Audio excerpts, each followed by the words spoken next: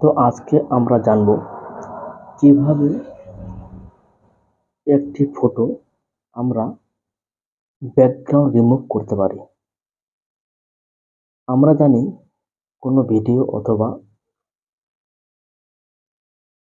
Thumbnail বানানোর জন্য যে আমাদের একটি ফটো আমরা সেখানে সেট করি, আমাদের কিন্তু ব্যাকগ্রাউন্ড অতটা ভালো থাকে না বা ব্যাকগ্রাউন্ড দিলে কিন্তু আমাদের ছবিটি ফুটে ওঠে না। তো তার জন্য আমরা কি করে ব্যাকগ্রাউন্ড রিমুভ করি, তাহলে ফটোটি কিন্তু খুব সুন্দর অ্যাডজাস্টমেন্ট বা দেখতে ভালো লাগে। আর এই ব্যাকগ্রাউন্ড রিমুভ এই কাজটি কিন্তু আমাদের খুব দরকার।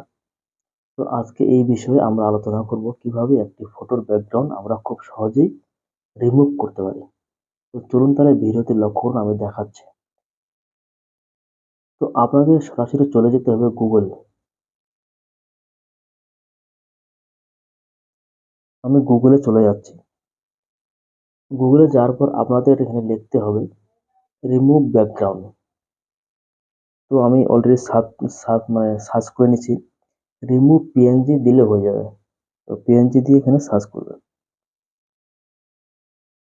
তো এই ভিডিওতে যাওয়ার আগে একটা কথাই বলবো, যারা এই ভিডিওটি নতুন দেখছো, এরকম ভিডিও পেতে এই চ্যানেলটি সাবস্ক্রাইব করে পাশে থাকবেন, এরকম আরো নিত্য নতুন ভিডিও পাওয়ার জন্য।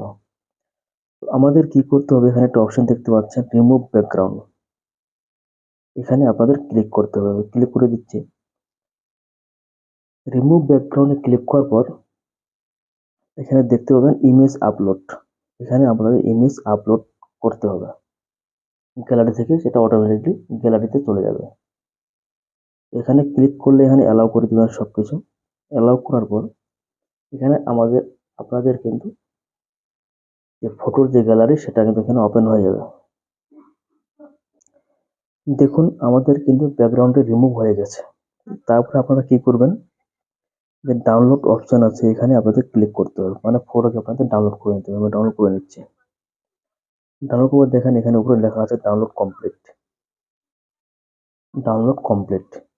এবার আপনারা এখান থেকে ব্যাক হয়ে চলে যাবেন গ্যালারিতে। আমি ব্যাক হয়ে যাচ্ছি গ্যালারিতে। Log out.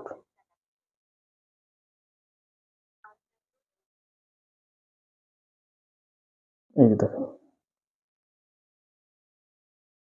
আমার ব্যাকগ্রাউন্ডটাকে রিমুভ হয়ে গেছে। তো এইভাবে আমরা খুব কম সময়ের মধ্যে যে কোনো ফটো ব্যাকগ্রাউন্ড রিমুভ করতে পারেন। তো আজকে ভিডিওটি এই পর্যন্ত। যদি ভিডিওটি ভালো হয়ে থাকে তো অবশ্যই লাইক ও কমেন্ট, তার সাথে এরকম ভিডিও পেতে সাবস্ক্রাইব করে পাশে থাকবেন। দেখা হচ্ছে নতুন একটি ভিডিওতে। সবাই ভালো থাকবেন, সুস্থ থাকবেন।